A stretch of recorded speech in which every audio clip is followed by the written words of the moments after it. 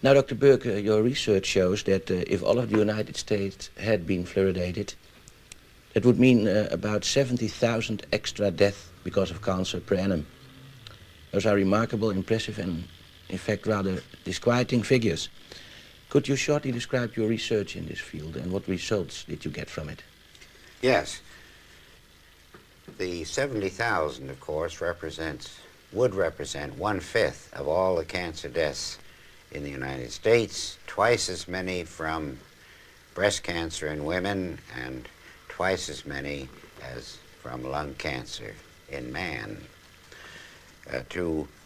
Our studies involve comparing the deaths of all persons in the 10 largest fluoridated cities of the United States with the 10 largest non-fluoridated cities in the United States year by year. And we obtained a very remarkable curve, which you can see here perhaps. Here is the fluoridated, and here is the non-fluoridated set of 10 cities each. Here's where the fluoridation started, and before this time, both sets of cities were identical.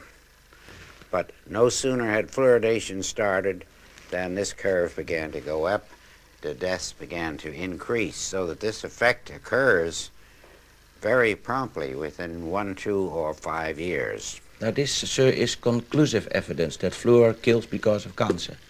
It is one of the most conclusive bits of scientific and biological evidence that I have come across in my 50 years in the field of cancer research. Would this then, in your opinion, be the end of fluor in water, in drinking water? It should be the end, and in the United States, it should so be the end by federal law known as the Delaney Amendment, which says that anything found to induce cancer in man or animals cannot be legally put into the food or drink of man or animals.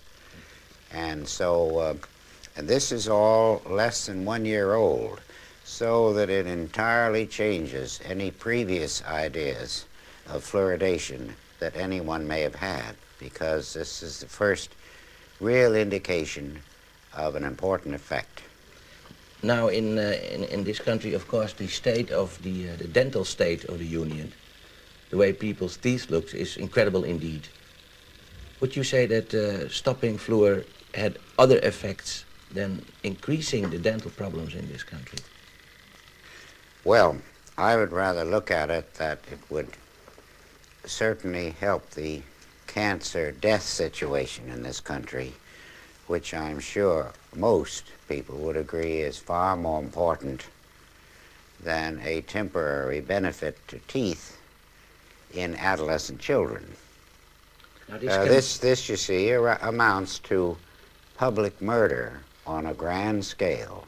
It is a public crime, it would be, to put fluoride in the drinking water of people. Now, the children of this cameraman and mine, sir, take fluor. Should we stop this immediately? Well, in my opinion, if they were my children, they would not take it anymore. I can only recommend for myself, but I would suggest to you that they stop it. Is there a difference in having fluor in drinking water or administering little fluor pills to children?